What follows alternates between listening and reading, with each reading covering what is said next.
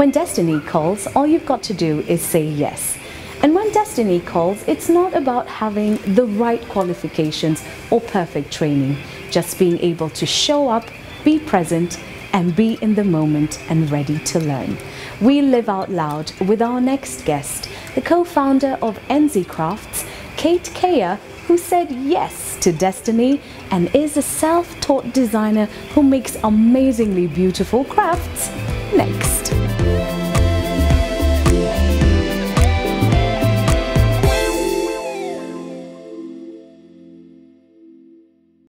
Hello and welcome to Sheila Lives Out Loud. I'm glad you're on this channel. Please click subscribe and hit notifications and you'll never miss an episode when we upload. Also remember to share should you see something on the show that's going to inspire somebody else. And we are living out loud at the waterfront. Karen, you've arrived. East Africa's premier mall awaits you. Come and spend a day with friends and family and have an amazing, wonderful time. And our guest today is Cathy Keya. Kate, how are you? I'm fine. Kate, you are responsible for NZ Crafts. Yes. And today our conversation is all about the jewelry. Yes. So you are bedecked. I am bedecked. Where did it all begin? Wow, it's been a journey. It all began with myself and my sister. Her soul rest in peace. She used to love jewelry. I was the tomboy kind, so jewelry was not really my thing.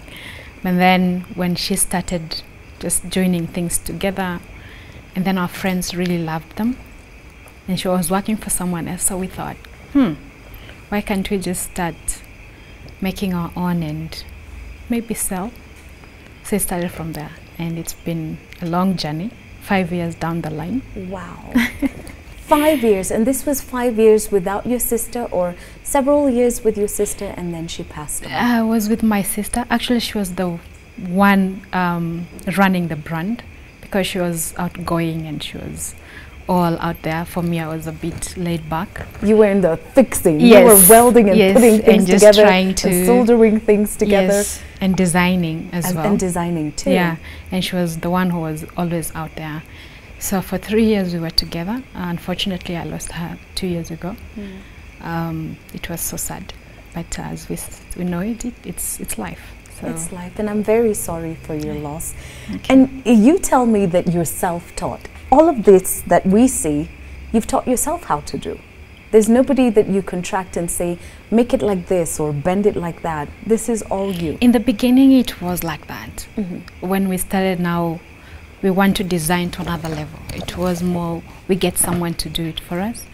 But as time goes by, you realize you really can't get a person who can do what you're thinking, because it's only you who knows the idea that you want to execute. So with that pressure, you just decide, okay, let me get my hands on it. And of course now my brother Ben, he's really helping me out also, so I'm quite happy. NZ Crafts, it's a full family affair. I am loving the sound of it. You know, it's good because a family that crafts together. Well, it makes people beautiful. I was going to go with stays together, but makes people beautiful works too. Yes. Let's talk a little bit about the challenges that you faced, because in setting up shop and getting the word out there about NZ Crafts, it's not easy. In fact, I got to meet you at a flea market. Yes. So let's talk about where you've been and how you've hustled to get to where you are, and whether flea markets really do help budding and established designers. So of course, as you've mentioned, there are challenges, of course, definitely. Like I've said, the first when we were using someone to help us craft things, you realize someone is not making it the way you want. Or if they're making the way you want, it's so easy for that person to duplicate and make it for someone else. So that was like a huge challenge.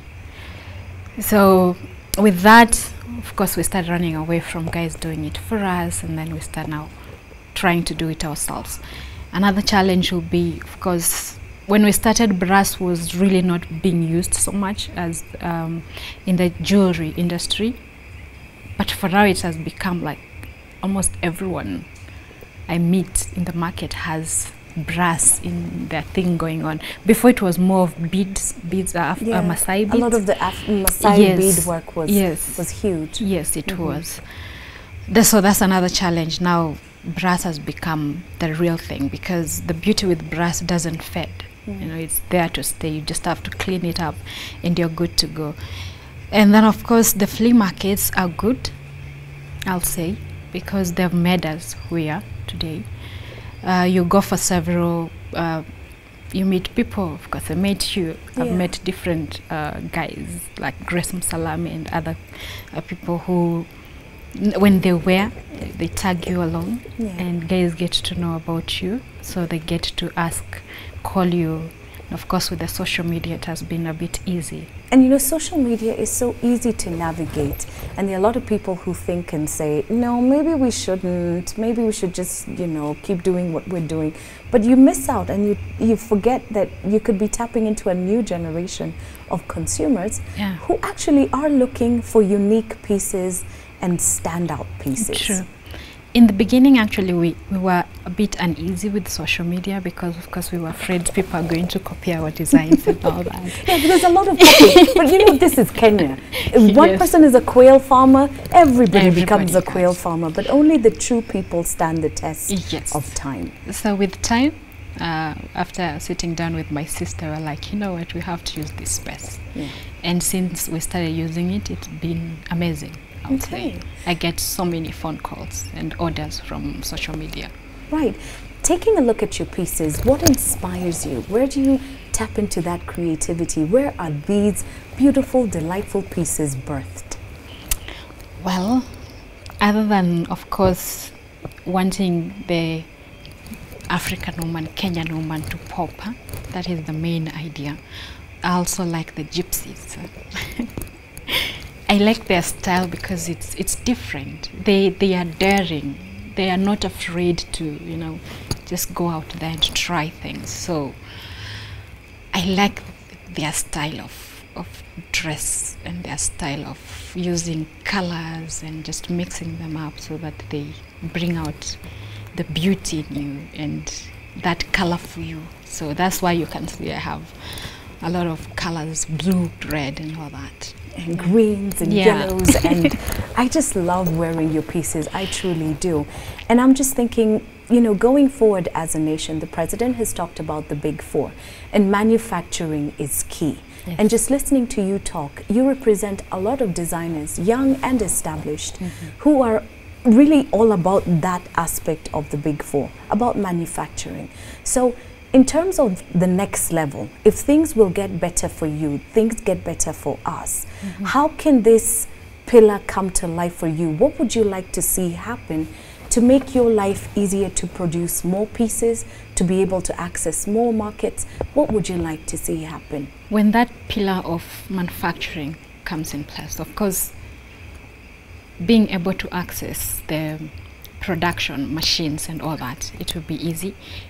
But also, as much as we're putting the production and manufacturing part of it up front, we also have to look at the market. What are we importing from outside? So that at the end of the day, whatever we are making in our own country has a market. That should be also another thing that the government should look into, because yes, we do the manufacturing, but if you're having so many things, cheap things from China and other competitive countries bringing in, and someone is opting to go for that 20 shillings, other than, you know, if I'm selling 50 bob because, you know, I've put in more work and them they're using machine and all that. So they should consider that as well. As much as they are giving us an opportunity to manufacture.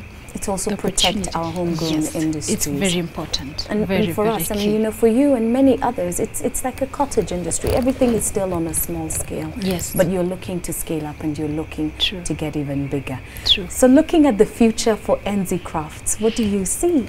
What do I see? I see more women getting more beautiful from NZ Crafts. Because NZ, actually, the name is a Swahili name for me. And my sister, we were looking at something that when you're going to pick jewelry, you don't just pick. You look at it, you admire it, then you hold with certain importance, then you pick it. Okay, so it's thoughtful. Yes. You're not just wearing something No. because you're wearing it. You're wearing it because it means something. Yes. It's done something to you. Yes, it has. It speaks to you. Because I don't think any woman just goes to the market and picks things for the sake of it. No. Mm-hmm. You have to think about it. You have to envision how you look like when you're wearing it. All right. What is it going to speak when someone sees you wearing it? I'm thinking mindful jewelry. You know, there's mindful thinking. Yes. Here is mindful jewelry. Yes. And you pretty much do it all, from mirrors to sunglasses, Yes. to earrings to neck pieces. There's no stopping you. Do you ever see yourself expanding to a home range? Well, yes. I'm actually also doing bags. Wow. So it's all about accessories. Okay. And we are planning to go all the way to interior design, you know, so that We'll have the NZ Crafts home range. Yes. Fantastic. Thank you so much for making the time to sit with us, Kate. I'm so glad I got to meet you, and going out to flea markets is a good thing. You just never know who you're going to bump into. Sure. But there could be someone who's catching up with this video now. What would you like to say to them? First, if you have the idea, just wake up and do it. Don't get yourself stuck in the thought process. Just get out and do it. As they always say, you'd rather try and fail than never try and regret. So just do it. Don't sit on it. And don't be like everybody else. Try and find your own unique thing that will make you stand out. It's very important. Identify what you can do and who you are, and just be it. Authenticity, it always stands the test of time. Thank you again for your time and for these precious pieces. Ooh la la. We are going to share her social media handles on the show, and I'm also going to post them on my social media site, so take a look and follow. Find NZ Crafts, and not only just find and follow, but you can surprise somebody with a beautiful piece. Come on now, look at that. Doesn't that look good? Yes, it does. Thank you so much for watching this episode. I hope you clicked subscribe. If not, there's a little bit of time for you to do that, and also hit notifications so you never miss a single episode when we upload. So for now, we bid you adieu until the next episode when we catch up. We are living out loud at the waterfront. Karen, you've arrived. Make sure you spend some time out here with family, with friends, with everybody. It's going to be all that and then some. In everything that you do, in every single way, live out loud. And live out loud with beautiful jewelry. Look at that. Here's your moment to, show it off, bling in. It works. Bye.